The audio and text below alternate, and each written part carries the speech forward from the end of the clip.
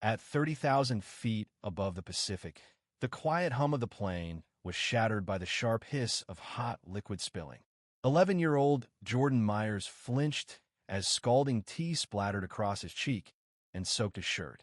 His eyes widened in shock and pain. Sitting beside him was Gregory Lang, a middle-aged man in an expensive suit who barely reacted, just a sly smirk curling his lips. "Kids get in the way sometimes," Gregory muttered loud enough for nearby passengers to hear. No one stirred, except the flight supervisor, Rachel Dunn, watching from the service aisle. Her face was calm, but her eyes betrayed a storm beneath. With steady steps, she approached Gregory and said quietly but firmly, "Sir, I'm going to need you to come with me." Neither Jordan nor Gregory knew it yet, but this moment high above the ocean would ignite a firestorm of controversy. It would cost careers, lead to new laws, and finally expose a company long protected by silence and influence. But at that moment, none of it had begun. Hours earlier, on the busy tarmac of San Francisco International, Jordan and his mother, Nadia Myers, wove through crowds at the bustling gate. The sharp scent of jet fuel mixed with fresh pastries and the murmur of announcements. Nadia smoothed the collar of her jacket and squeezed Jordan's hand. "Don't forget to thank Dr. Vega when we arrive," she reminded him softly. Jordan nodded, gripping his worn backpack stuffed with books, not toys or games, but strategy guides and notes for the National Spelling Bee finals he'd earned a spot in. Nadia was a single mother, a civil rights lawyer who had worked tirelessly to support Jordan's dreams. But their plans hit a snag at the check-in desk. "Your tickets have been moved to standby," the agent said, frowning at the screen. Nadia's heart sank. "That can't be right," she replied, trying to stay calm. "We checked in yesterday and got our boarding passes." The agent shrugged. "The system shows your seats were released. Happens sometimes." Nearby, white passengers who arrived later passed through without issue. Nadia handed over the confirmation emails again, but the agent's smile was tight and condescending. "Ma'am, a confirmation doesn't guarantee a seat." Nadia's voice was low but steady. "I know they do," she said.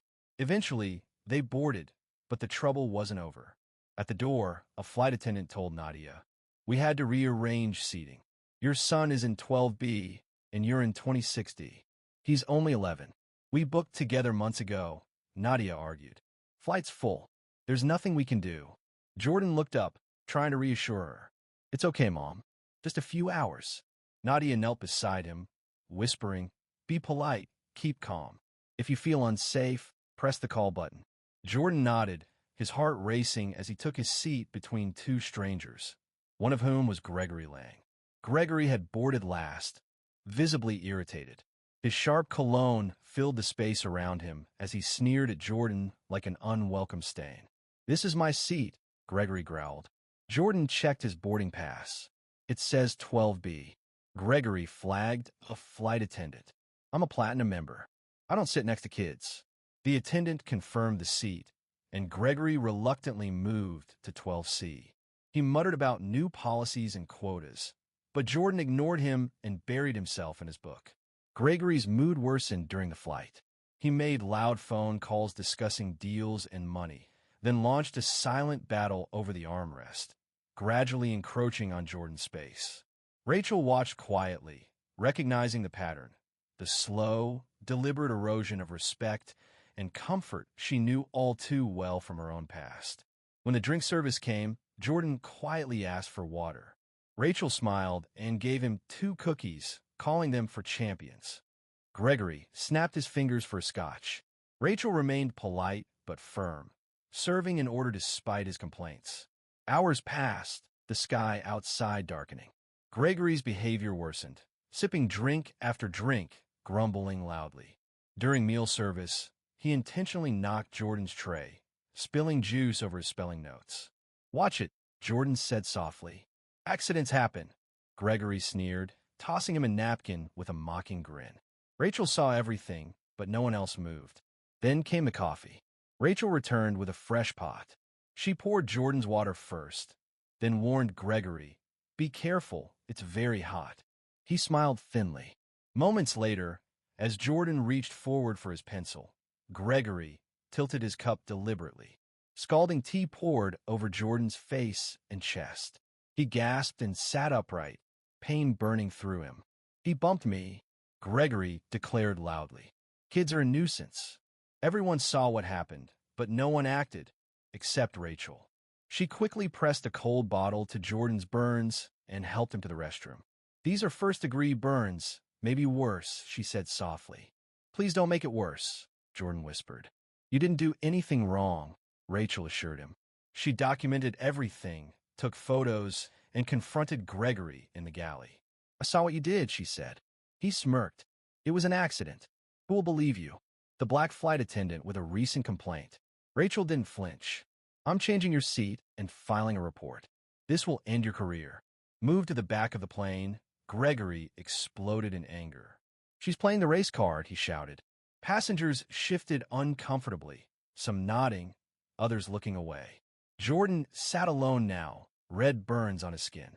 A few whispered quietly. Some caught his eye with sympathy. From the back of the cabin, Nadia rose. Her eyes locked fiercely on her son as she strode forward. A male attendant stepped in front of her. "You need to return to your seat," he said. "Don't touch me," Nadia snapped. "My son was assaulted." Rachel appeared, offering to escort Nadia to Jordan's row. Nadia knelt by Jordan, examining the burns. "Who did this?" "Gregory Lang." A passenger nearby said loudly. Nadia's eyes narrowed. "We won a discrimination case against his company last year." Recognition hit her.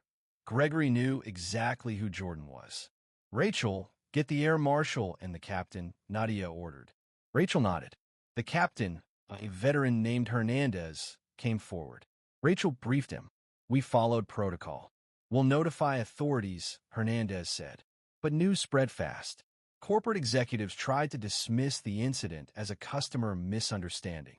Gregory was quietly escorted to a VIP area, and Rachel was told to report to management. Gregory smirked again, but Nadia wasn't finished. Using a retired judge's phone, she called local police, TSA, and media advocacy groups. By the time the plane landed, multiple officers waited at the gate. The airline tried to rush Gregory out through a private exit, but the teenager's video had already gone viral. #FlyingWhileBlack.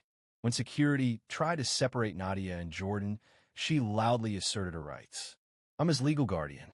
Separating us is unlawful detention." Media flooded the scene.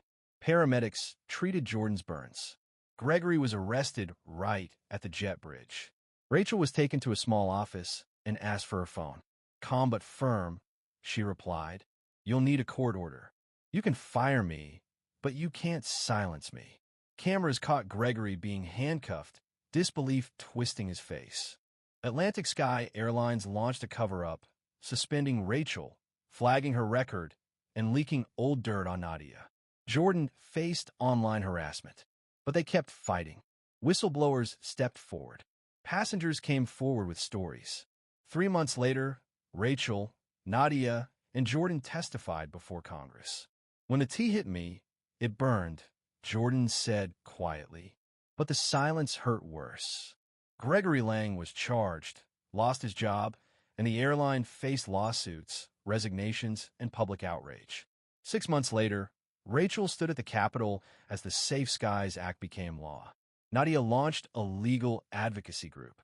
Jordan, taller now and still quiet, returned to spelling bees, stronger, braver, and ready for whatever comes next. Atlantic Sky Airlines covered up abuse, but Rachel, Nadia, and Jordan fought back, testified, and sparked lasting legal and social change.